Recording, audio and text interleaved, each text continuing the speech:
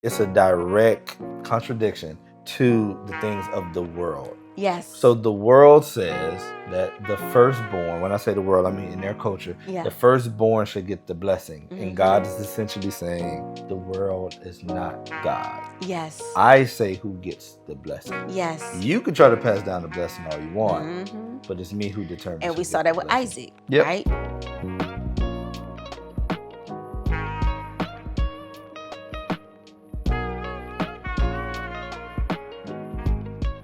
Welcome back to the Carey Podcast. This is episode 27, and we are your hosts, Donovan Carey, and my lovely wife, Tiara. Hey, guys. All right. So this episode, we're going through Genesis 38. Yes. And, you know, this was a good story, I thought. It was, but before we start... Oh, yeah. My bad. I do want to welcome you guys straight for being to the here. Point. Yes, I know. He likes to get straight to the point. I just want to kind of let you guys know what we are doing here. If this is your first time, we are reading the Bible from the beginning to the end. So Genesis to Revelations. And we typically study separately. Then we come together on this couch and we discuss what we've learned, any lessons we gathered, anything that comes to mind, basically. We just come and discuss it. Sometimes we agree. Sometimes we disagree. I'm usually right. Yeah, absolutely.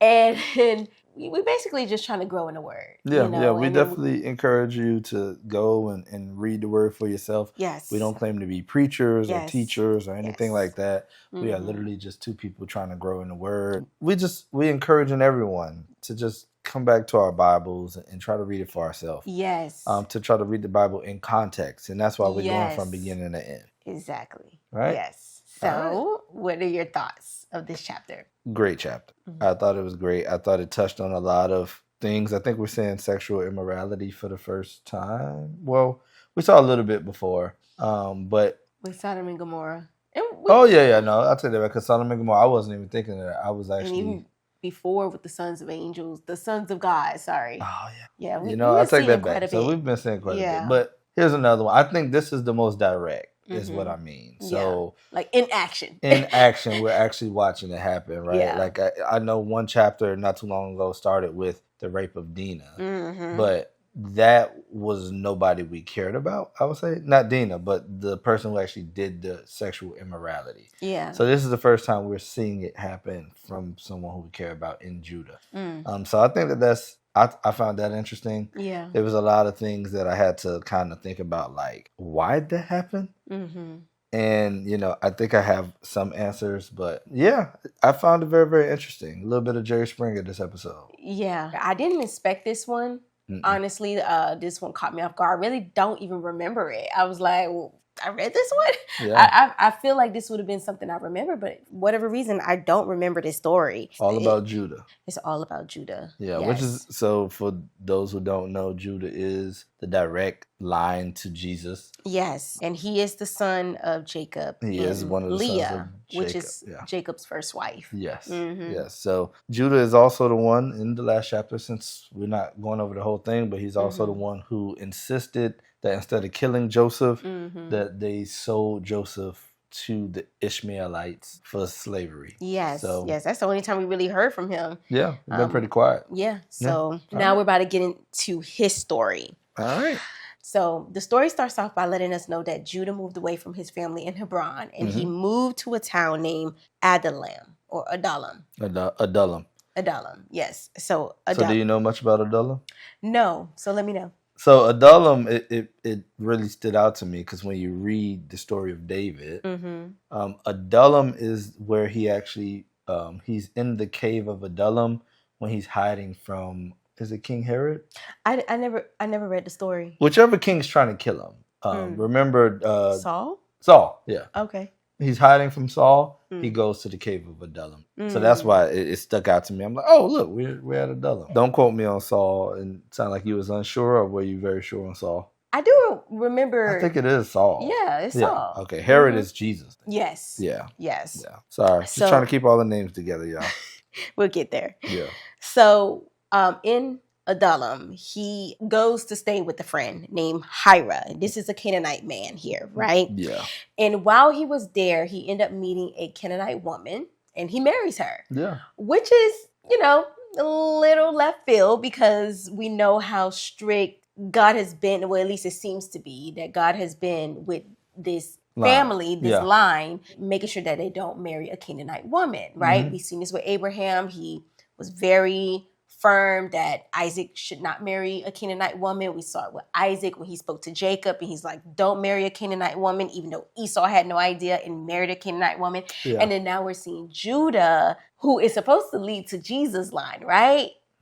Has married a Canaanite woman. So what did you think of that? Or did you think of that? Or did you, like, were you... So based on just the whole story alone, I feel like it's just showing how far he has strayed away from That's a good one. his faith, or just that covenantal holiness, should I say. Yeah. You know, that God has basically set them apart from, right? Yeah. So now he's in the world, literally. Yeah. So when I was reading it, I honestly was like, okay, so his friends are also Canaanite. I'm like, you know what? All right, it's 12 of them. Yeah. Could they all actually marry someone within the faith? Like, it's too many of them. I don't know if there's even enough women for that. You really only have 2 that we know of, which is Laban's side and this side. I doubt any of them going back to Laban. So where would he find the women from? Unless it would be one of his brother's daughters, maybe, or something. Yeah. That would be the only other way he could. I just saw it as him being a rebel. Yeah. I mean, I don't disagree there, because I think even him going down to Adullam and his friend being Hira, I thought that was interesting. It also points out something to me where I'm like, okay, so Jesus is actually not even, I mean, he partial Canaanite, right? Yeah, I mean, because we don't really know if she's a Tamar, and we will get into that part, but we're not sure if she really is a Canaanite, because it doesn't really say. It doesn't talk about Tamar. It doesn't say, but I mean, I guess we can kind of assume it, but we don't know. You know what? You make a good point, because we'll get into it later. But yeah, you're right, because maybe not. Jesus may not be a Canaanite if Tamar's not. Yeah, we don't know. It didn't say, and I don't know if they purposely did that, but it didn't say that she specifically was a Canaanite woman. But I do know, like, when I was reading this part, my mind went into, like, his children, right? Because, I mean, we'll see in a few verses that he will have children. Yep. My mind was like, his decision alone has put his children in a very compromising position, because now they're in this ungodly environment.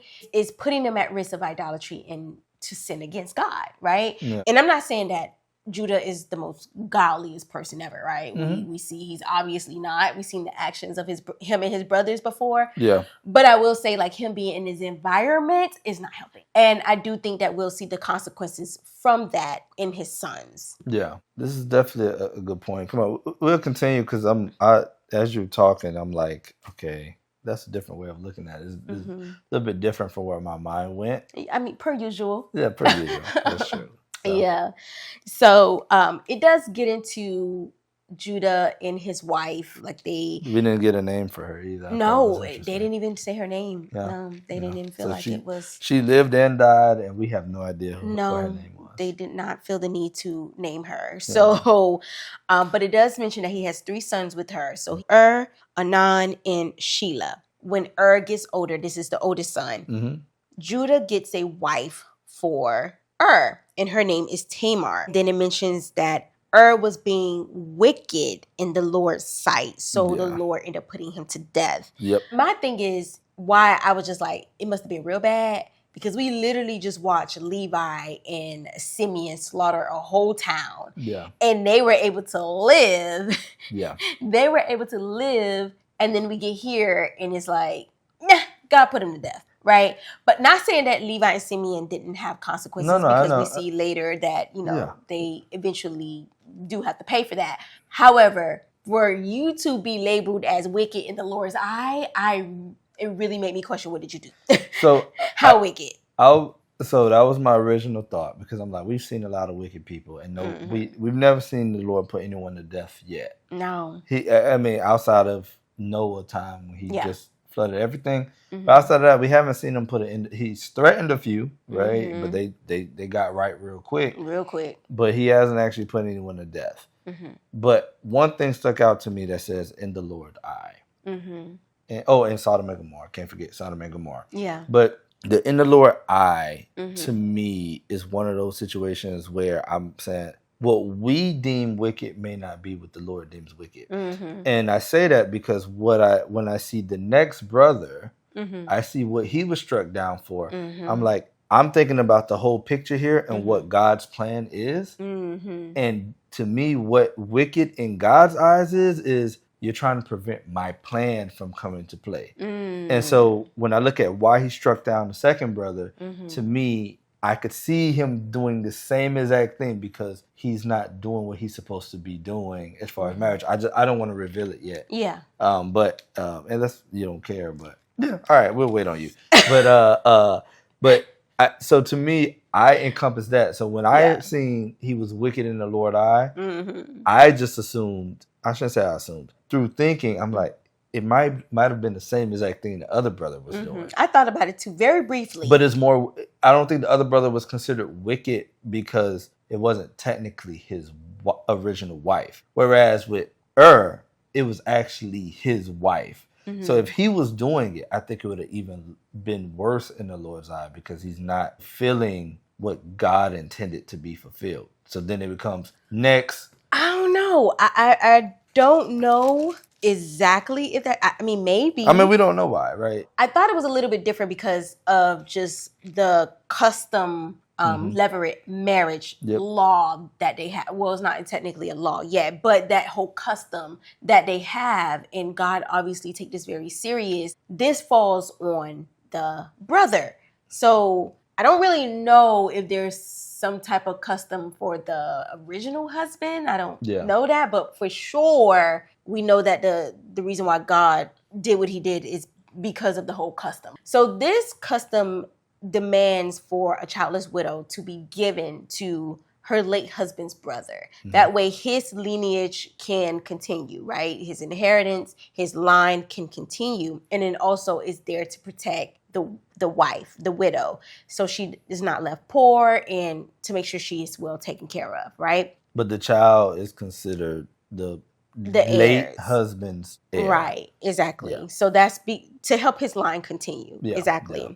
So Judah tells his son Onan to marry Tamar so that family line can continue through him, right? So that they can fulfill that covenantal duty. It mentions that Onan, he didn't want to have any children that wasn't his, right? He didn't want to have a child that was not his heir, basically. Yeah. So, but he had no problem having sexual intercourse with Tamar. Yeah. So he would have sexual intercourse with her, yet he was pulling out and, as the Bible says, spilling the semen on the ground, right? Yeah. And so to me, preventing her from having children. Yeah. So when I read this, it made the connection to me that once again, we're talking about the line of Jesus here. Yeah. If was doing the same thing, I could see that passage, wicked in the Lord's eyes, because that would be wicked in the Lord's eyes. You're trying to prevent God's plan from coming to play.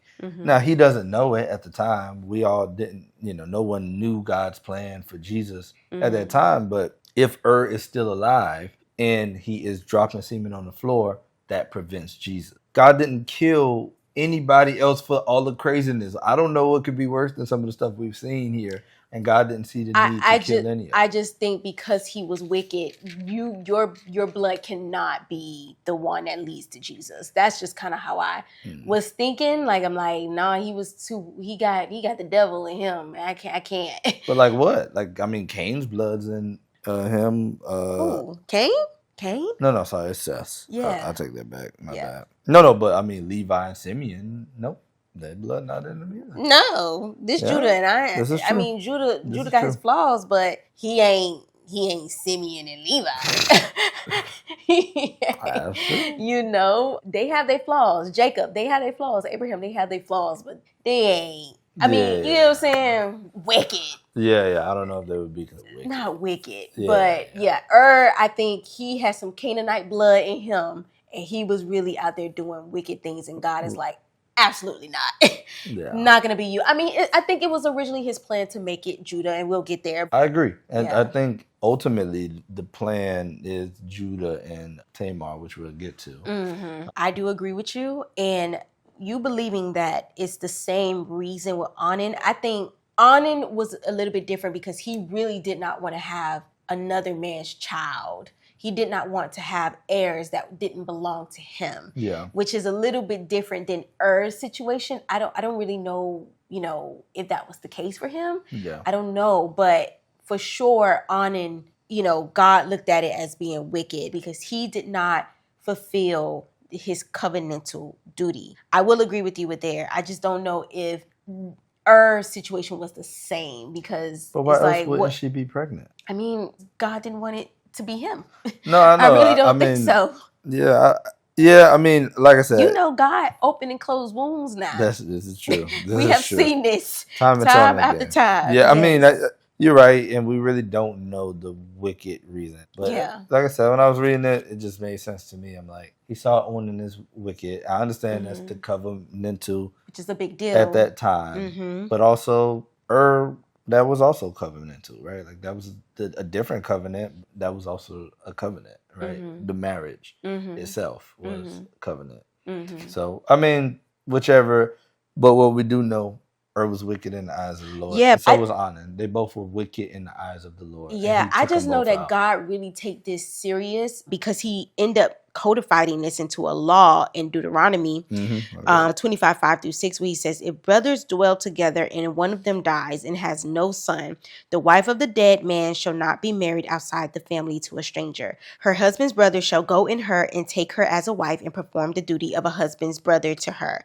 And the first son whom she bears shall succeed the name of his dead brother, that his name may not be blotted out of Israel. I mean, he obviously take it serious with passing down the heir and taking care of widows. Yeah. And we know he has a very sensitive spot for widows. I know. I find it very interesting that the whole heir thing, because I mean your heir is not your blood. If you die. Yeah. So like it is because it's your brother. It's your blood technically.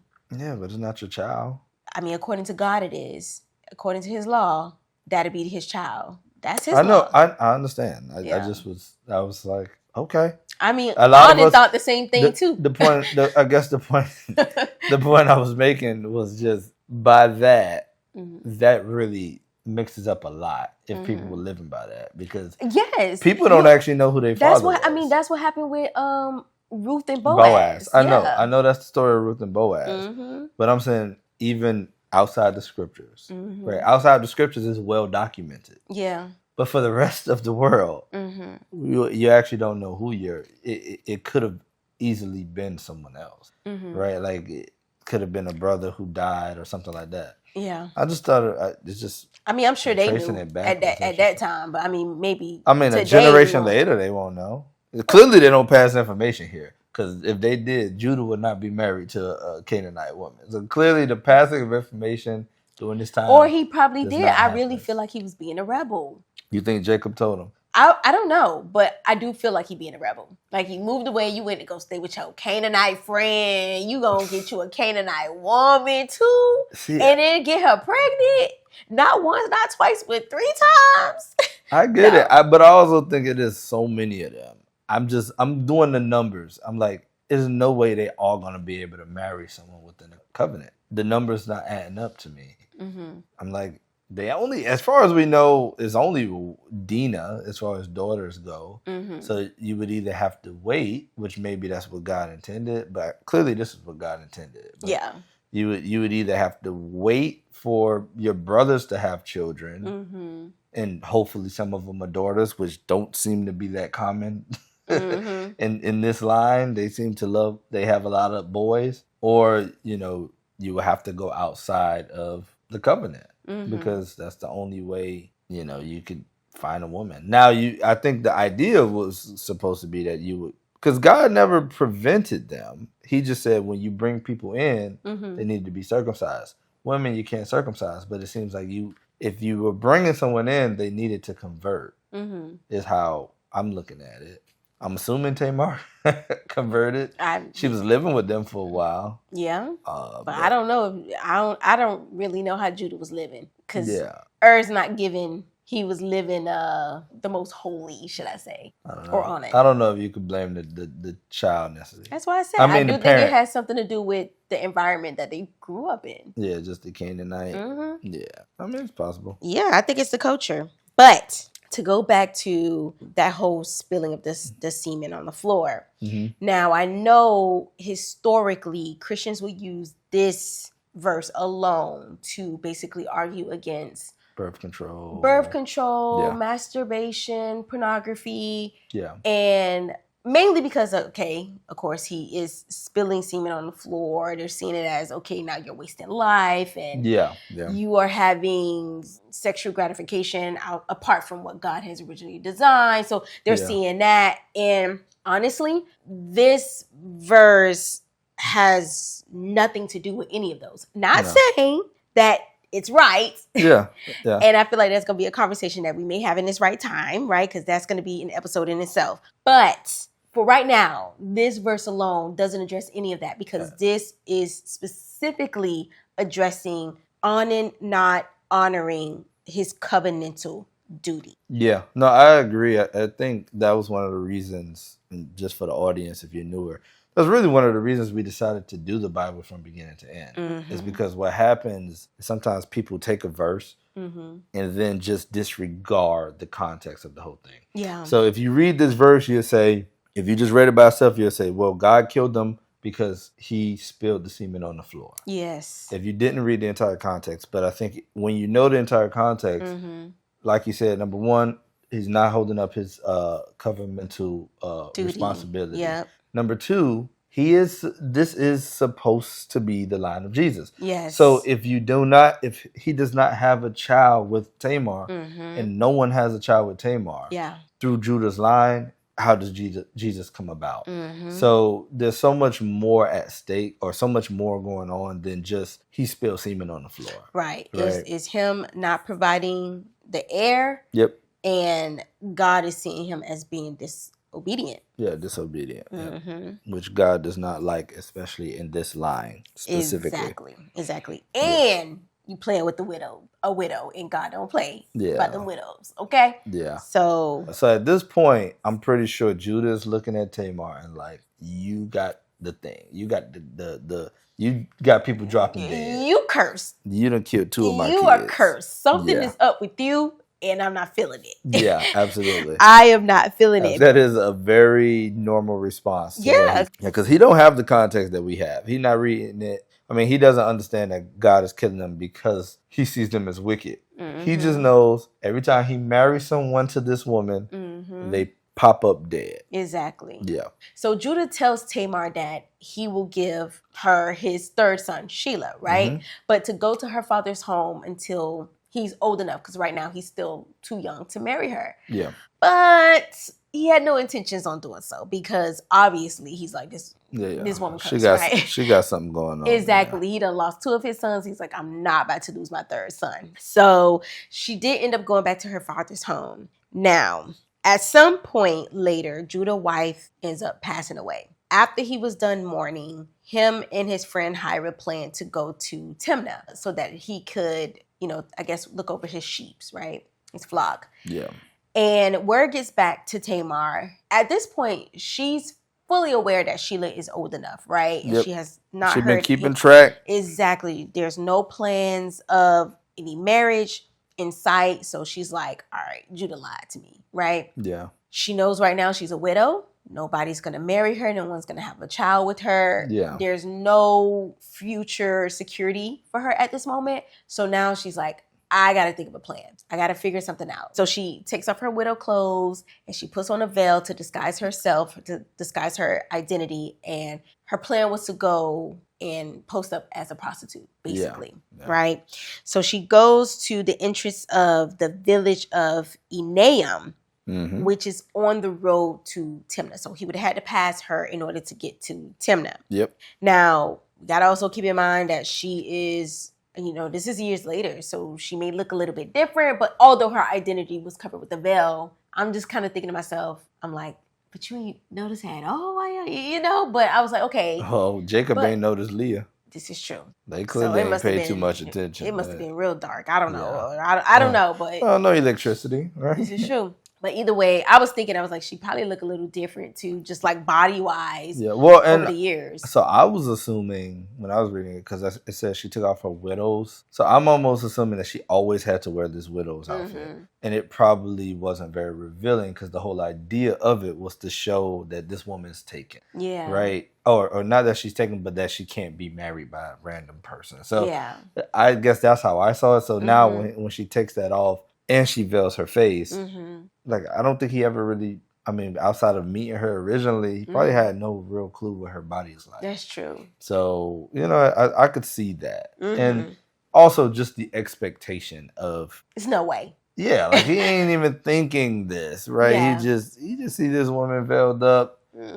She probably looked good to him, and he's like, all right, not even thinking that this woman will be this crazy to do this. Right? Exactly, because homegirl said, because when I thought about it, I said, this was something she truly was gambling with. She was gambling with her life. Because if Judah would have realized that was her, he immediately could have had her shamed and executed. Yeah, immediately. Clearly. But I feel like in her mind, she's like, what do I have to lose at this point? Which I found interesting, because I'm like, and this goes back to show how important children was, and how today we just have devalued children to an extent that's insane. Because literally she's living with her father. It seems like all her needs are met. She's been living all of this time. So it seems like the biggest thing that's important to her is having children. And we did see with Leah and Rachel how important children are. Like how children actually raises your status in this time frame, in this culture. Yes. And I just thought that was interesting. When I was reading it, I'm like, man, how we devalue the importance of children. Yeah, that's a topic in itself. Yeah. So Judah sees her, and not realizing that it is her, he goes straight to her and says, let me have sex with you. Yeah. Straight to the point, right? And Tamar is like, how much you gonna pay? How much you gonna pay, right? Because I'm pretty sure deep down she's like, because you owe me a husband and some babies, okay? Yeah, absolutely. It doesn't seem like Judah had any money on him, so he promises her a young goat from his flock. But Tamar, knowing how he gets down, and you can't really trust his word, she asked him, okay, what are you gonna give me to guarantee that you're going to follow up with on your side of the deal, right? Yeah. So they negotiated, and he ended up giving her his staff, his signet, which is like a seal ring, and a cord, which could be used to hold the signet, or could have possibly have been from his clothing, right? Yeah. But this is just kind of like today, like how we have our two forms of identification in the signature. Yeah, that's what that was like for them. So before we move on, one of the things I did see, because it really stuck out to me, the fact that she did not trust him on his word, which is a big deal because your word is very important to God. Yeah. And it goes to show, like you were saying, how far Judah has strayed. Right? And so I started to look for a Bible verse. I went to Google. I said, is there a Bible verse to talk about keeping your word? Because I know God talks about God keeping his word. God will never lie. But I was looking for one that was for us. Yeah. And so I found in Numbers 32, it's 30 verse 2. It says, when a man makes a vow to the Lord or takes an oath or obligate himself by a pledge, he must not break his word, but must do everything he said. And so in the NIV version, it considered it a pledge that he gave to Tamar. Yeah. And I just thought that was interesting because he was pledging his sons to Tamar. Yes. Right? And he was going to break that with Sheila. Yeah. Well, he did break that. Yeah. So just one of those things that really stood out to me. That God is, so he's expecting us. Yeah. To keep our word. To keep our word as well. Yeah, absolutely. I'm going to keep my word. You need to keep your word. Absolutely. What we expect of him is no different than a forgiveness, right? We expect to be forgiven, so we have to forgive. Yes. Right? It's reaping what you sow. It's all in the same vein when you think about it, right? Yes, I agree. Yeah. So they agreed, and they end up having sexual intercourse, and she gets pregnant, right? Like, she gets pregnant, and I'm like, that was God, right? Like, what are the odds here? She seemed like she knew she was pregnant before she even got up. That's I what don't it know. seemed That's like when I was reading it. I'm like, did she know before she left? Because it says she was pregnant before it says she got up and put on her clothes. Mm-hmm. Let's read it. Really? I believe so. 18? Oh, yeah. And she conceived by him. That was at the end of 18. Yeah. And it says, and she arose and went away. Yeah, but I didn't take that as her knowing. I think in the other one, I think it says she knew. Oh, really? Oh, but they be saying knew when they talk about conceive. Oh, like he knew her. Yeah. No, I don't think it was that. No? But Okay. yeah, I mean, either way, I'm reading it. I'm like, okay, from King James version. I read it in NIV version. Mm-hmm. Whatever. I can't even speak on that for fact. I'm very big picture. Yes. All right. If you guys have not noticed, so I be sometimes thinking to say stuff that it ain't necessarily say. I mean, I'm not gonna. I usually get the story right, but the exact wording, I'm just a big picture thinker. No, but I feel like there has been some people out there that know immediately, like, yeah, I'm pregnant. Wasn't me though.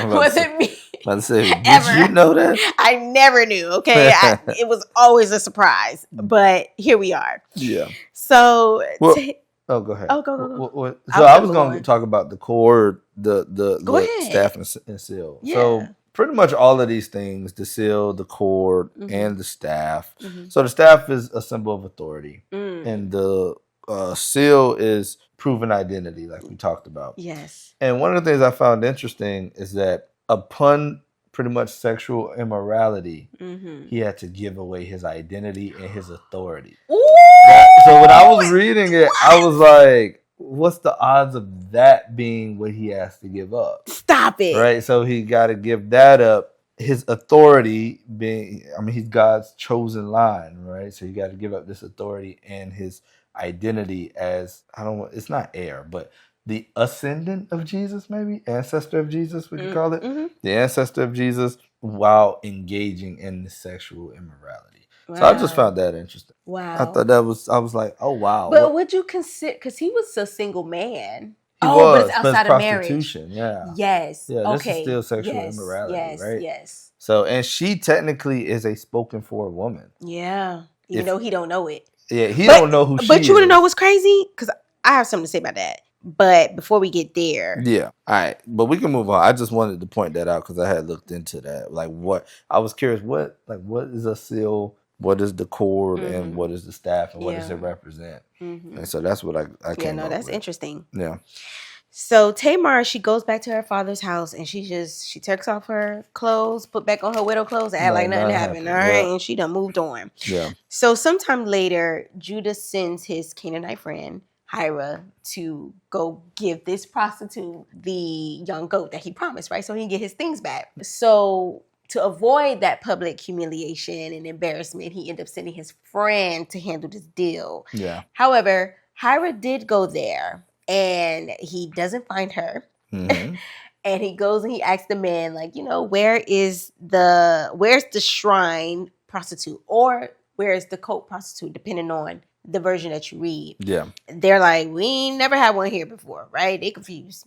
I looked into what is a shrine or cult prostitute? Mm-hmm. Did you look into it too? No, I didn't. Oh, okay. I looked into it because I was like, what is that? So basically in the ancient Canaanite culture, prostitutes were sometimes tied to idol worship. Ah. Yes. Men and women, they would basically sell themselves in pagan temples or shrines, and the money that they would receive would be like offerings to their gods, like Baal being one of them, right? And the prostitutes, they were seen as being a part of this fertility ritual, which is supposed to be like an agricultural, or supposed to bring agricultural prosperity and blessings. Yeah, like agricultural fertility. Exactly. Shrine prostitute, that it was more than how we have prostitutes today. Yeah. It's a spiritual act. It was a spiritual act. It was a pagan worship.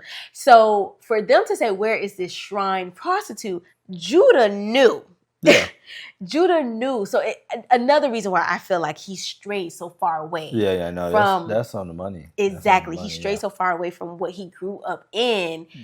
Now he's really deep in that culture. Like, you knew this was a shrine prostitute. You knew this was a part of a pagan worship, and you were willing to pay them that money. Yeah. So now you have fully indulged yourself in idolatry worship.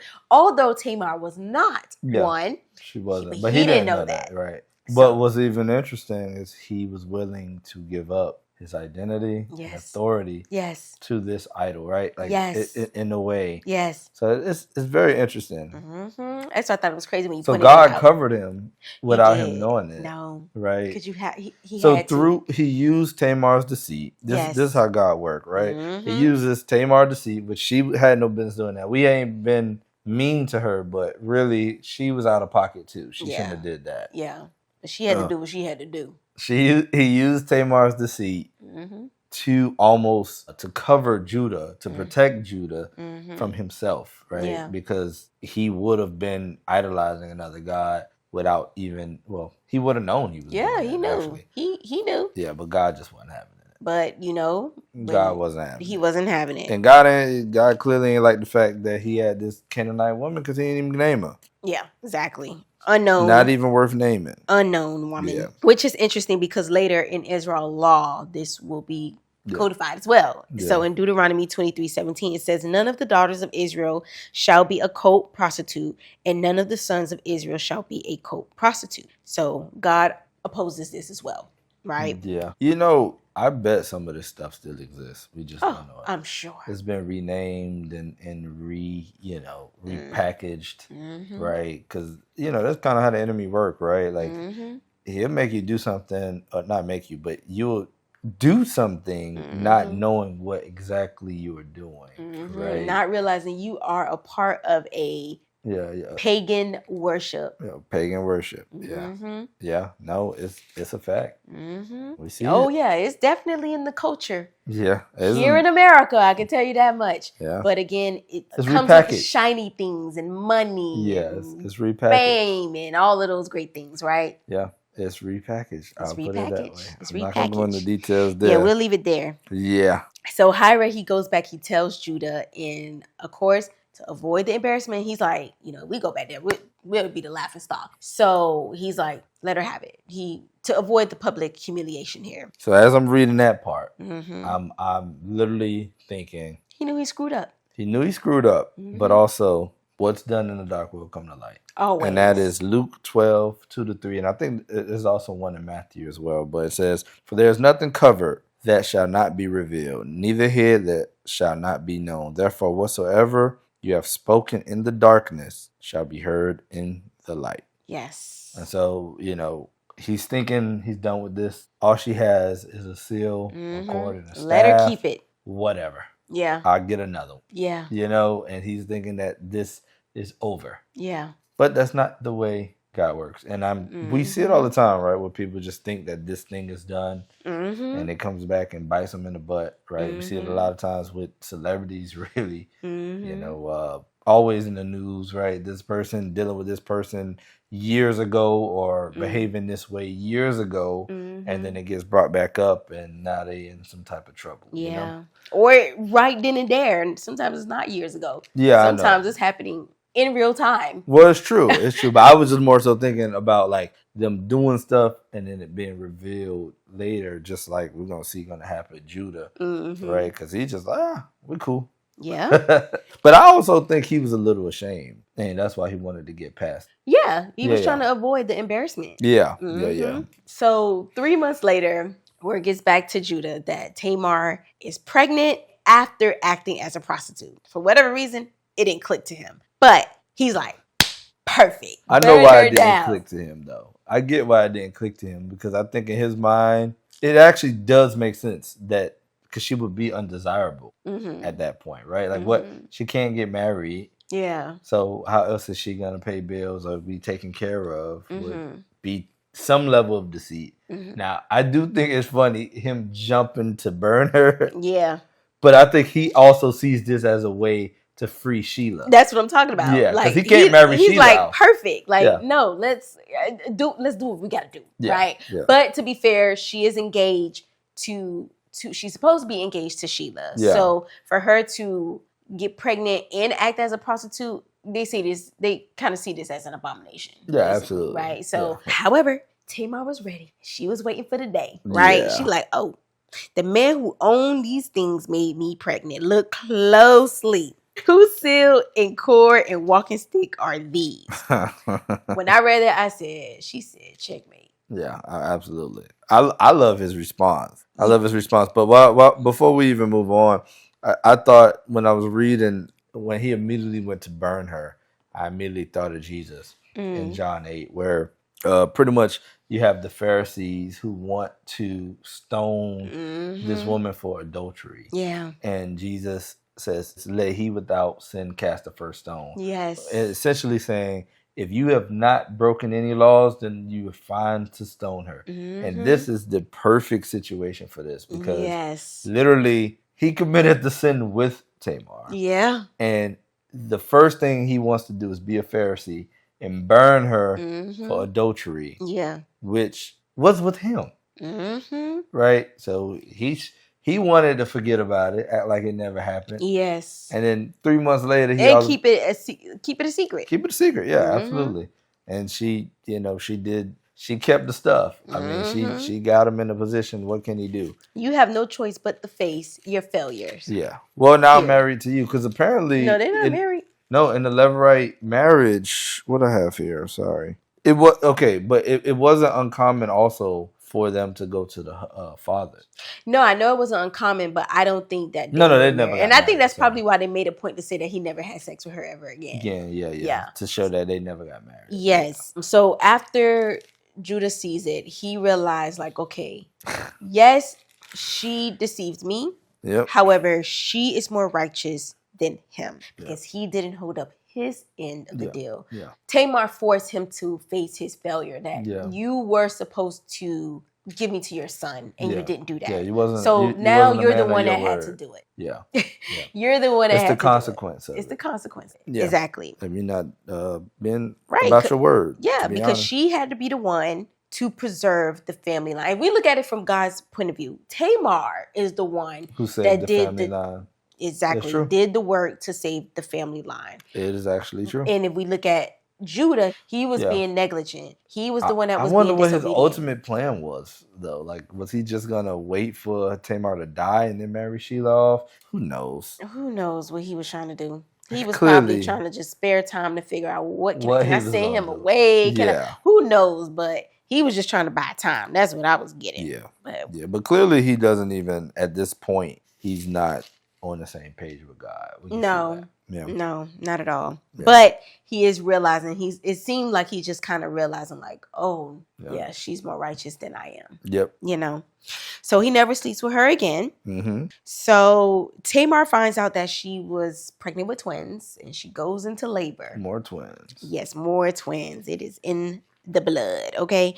So one of the twins, his name is Zerah. And he sticks his arm out first. And the midwife sees this and she puts this scarlet string around his arm because this is supposed to be like a legal recognition. Yeah. Right? Because whoever the first child is, they are the ones that get all the inheritance, the leadership role, the blessing. Right. And the blessing. But then Zerah pulls his arm back in and out comes Perez. Right? I think that's how you pronounce it. Crazy enough, I don't know if this is too crazy, but I just thought it was very interesting that his name means breaking out or breakthrough. Yeah. I thought it was interesting because we know that his line eventually leads to Jesus, who is the ultimate breakthrough for us, right? So the nurse was shocked. She's like, how could this be? Like, how you end up coming out, before the other child? And I just thought this was interesting, and I pointed this out before, but we just continuously seeing how God is using either the younger or the unlikely or the overlooked to fulfill his purpose here, right? And this just brought me to the verse, Matthew 20:16. This is the King James Version where it says, so the last shall be first and the first last, for many be called but few chosen. And this just made me think back even with let's even go back to Cain and Abel, right? Yeah. Cain was the oldest, yet Abel was favored. And we went into the details of why, right? We got to what we think was the core reason, but Abel was the one that was favored. If we look at Ishmael and Isaac was the youngest one, yet he was chosen. Yeah. We got Reuben, he's the oldest, yet Judah and Joseph was chosen. Tamar, overlooked by Judah, yet she was chosen. Jacob and Esau. And a possible Canaanite woman. Exactly. Jacob and Esau. Yeah. Right? Jacob was the younger brother. Esau is the oldest one. Yet Jacob was chosen. And we can also say he looked like he might have been the most unlikely to. Yeah. Oh, absolutely. The most unlikely one as well. Yet he was chosen. And even down to Moses, right? Moses had this speech impediment. Yet God chose him to be his spokesman, to give the word of the Lord. Yet he had Aaron, his brother, to translate or to speak on his behalf, but that was only for some time. Eventually, Moses ended up being the one. The chosen. Moses was the one that was chosen. Yes, but he ended up being the one giving the word of the Lord directly to God's people. Deuteronomy is him alone speaking to God's people. Yep. And even down to David. Yep. I know you love David. I got David in here. Okay. I do. Yeah. But David, he unlikely. he was the shepherd. Exactly. And he was, I think, the youngest. He was the youngest. Yeah. He was overlooked by his father. Yeah. Yet God looked at him and said, king. He chose him to be king, right? Yeah, I think so to me, it's a direct contradiction to the things of the world. Yes. So the world says that the firstborn, when I say the world, I mean in their culture, the firstborn should get the blessing. Mm-hmm. And God is essentially saying the world is not God. Yes. I say who gets the blessing. Yes. You can try to pass down the blessing all you want, but it's me who determines. And we saw that with Isaac, right? Remember? Yep. And then also, I want to point out the disciples and Paul. If we look at the disciples and their history, you wouldn't think that they would be chosen, right? But Jesus chose them, as well as Paul. Unlikely, right? Very unlikely. And I mean, we'll get into his story eventually, but eventually is right. Yeah, eventually at some point in time when we're like 50. But but Paul was unlikely, yet he was chosen. Mm-hmm. Even Jesus. Okay, Jesus, the Messiah, he did not come out he wasn't born in no palace. No. He was born in a manger, right? In Nazareth. Literally, they said, what good could come from Nazareth, right? His parents were poor. Yeah. Even, he was a carpenter, right? He was a carpenter. And even Isaiah, he described him as, in lack of better words, not eye candy, right? He was not like he was an ordinary guy. Yeah. He wasn't charismatic or anything like that. Did Isaiah really call him not eye candy? I mean, I would say, he said, when I read that, I was like, he basically said, you're not the most attractive person.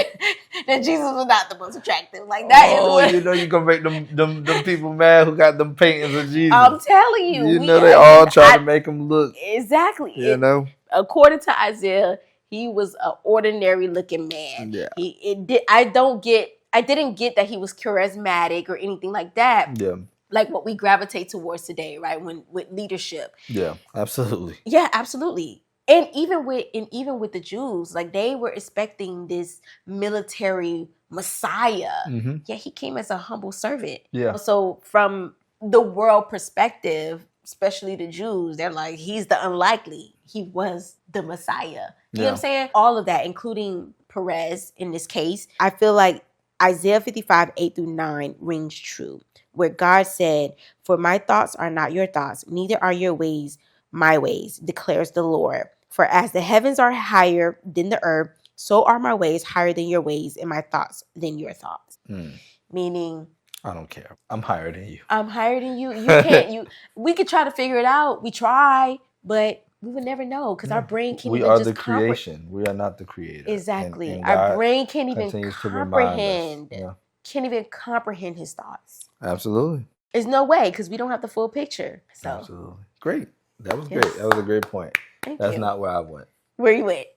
I did go. So I did lean on the brother thing, and I was Uh-huh. thinking exactly what you said earlier when you said twins. Yeah. Like another set of twins. Yes. And then I don't know why my mind said, "What if Jesus had a twin?" And I said, my immediate thought was back to what we talked about a little bit last episode, how Jesus' life paralleled to Israel. I'm like, in a way, in a spiritual way, it's almost a twinship relationship where you see Jesus living out the same thing that Israel, right? Jesus had to come out of Egypt, and so did Israel, right? I always think about his baptism kind of similar as Israel coming through the Red Sea. Yeah. Right. Wow. There's plenty of parallels, and we'll talk more about them. But yeah. I thought about that. But then I also thought, well, they also in the Bible talk about an Antichrist. They also talk about an Antichrist, and so I was like, well, what? Okay, what is the Antichrist, right? And I know I'm kind of delving a little bit away, but I just found this interesting. So in 1 John 2:22, who is the liar? Now, what is Jesus? The truth. Right? So it says, who is the liar? It is whoever denies that Jesus is the Christ. Such a person is the Antichrist, denying the Father and the Son. And I saw that, and I was like, when we look at the world versus the spirit, right? Ishmael versus Isaac, right? Esau versus Jacob, or Israel in this case. I'm like, usually you kind of have one brother or twin that's going towards the world while the other one's going towards the spirit. And so I don't know. I just was thinking, okay, you got Christ and Antichrist, right? And it's directly compared where you say, who is the liar? Well, the Antichrist is the liar and Christ is the truth. So this whole story, for me, I've heard the name Tamar. Me too. This whole story for me was something that was new, that was fresh. Yes. Like you said, very Maury, Jerry Springer-esque. Yes. But definitely interesting. Yeah. I'm like, why don't I remember this one? It's a lot of lessons in this one. You know, I mean, personally, my favorite part was the ending, of course, because even though it's so short, I feel like it's so powerful. You know, I think the message is loud and clear that, hey, God, his plan will be fulfilled. It will, no matter how much mess if he is gotta happening, take people down. If I gotta take you out, if I got to mix this up, if you got to be deceived, whatever, because of your foolishness, your foolish decisions that you are making because you are moving out of alignment with me, it's going to have to get done, because at the end of the day, my plan will be fulfilled. Absolutely. So I think that it just really just shows how powerful, like, these prophecies that we're seeing in Revelation and the things that Jesus was kind of warning us about the end times and things like that. You got to take it serious. When you're seeing it in the beginning, the warnings were there, and then we kind of seen, I don't want to say warnings, but I'm about to say he ain't warning. Yeah, it was no warnings. Yeah, I'm about to say it wasn't really warning. Yeah, I don't know. But I'm just saying, like, the prophecies were there. And we see it play out, right? I mean, maybe not physically seen it, but we are reading how it has played out, right? It's witnesses that have seen these play out, right? What makes us not think that the very end will not play out? You know what I'm saying? Yeah, no, I agree. And I think one of the things we just have to be aware of is it's not always the way you think. And I think this story shows that a lot. Yes. Right? So, like, when you originally read in the story, okay, Judah has 3 kids. He marries the first. No way you think that this story is going to end with Tamar and Judah not at all having the child. Yes. He got 3 sons. Yes. You know, and so I think that's one of the things because I see a lot of people talking about the end times, and people have been talking about the end times since the Bible was written, right? Yes. But I think one of the things we just have to keep in mind is that it may not look like what we expect. For some reason, I don't think it will. Yeah. Just like the Jews, again, was expecting this military war and all of that to play out, and it was mainly spiritual. Yeah. You know, they didn't really. And I always question that too, because I'm like, the way we saw the Pharisees and the Sadducees move, even if he came back as a military general, I don't think it would have did nothing for him, because they were so corrupted with power at that time. Yes. Like, the Sadducees were literally already working with Rome. Yeah. Right? Like, they had an interest in things running the way they ran. You know what I'm saying? Like, they actually gained from it. And because they gained from it, they can never oppose it. And they gained from the system that they quote unquote was waiting for the Messiah. Exactly. And that's change. why I strongly feel it's going to happen again. Now it's happening right now. Well, that's what the Bible always tells us. Because of how the system is built right now within the Christian community. I think that's why the word always keeps telling us to separate from the world. Yes. Because the thing is, once you become a part of the world and you learn how to benefit from the systems of the world, your eyes get clouded. You're so in the flesh that you cannot you won't be able to see him when he in comes. the spirit. You won't be able to see him when he comes. You won't be able to see it. If you're in the spirit, you'll know, because if you've been following him, you'll know his voice. Yeah. You'll know him. Because you'll watch his fruits. But not only that, you'll know it's him, just like a sheep knows a shepherd. Oh, yeah, true. You know, so you'll know. I really do believe in the spirit, you'll be like, oh, no, that's him. Yeah. That's him. And then, you got all the signs going on around, too. That's true. I really don't know. I don't know. We got time to get there. Yeah, we got a while. But, yes, it should be interesting. Should be interesting. When we do eventually get there. Hopefully Jesus don't come first. Please, God, let us finish this Bible. Give us time. We got a long way to go. We have a long way to go. Let us at least get through it. Yes. Joking, clearly. But, all right.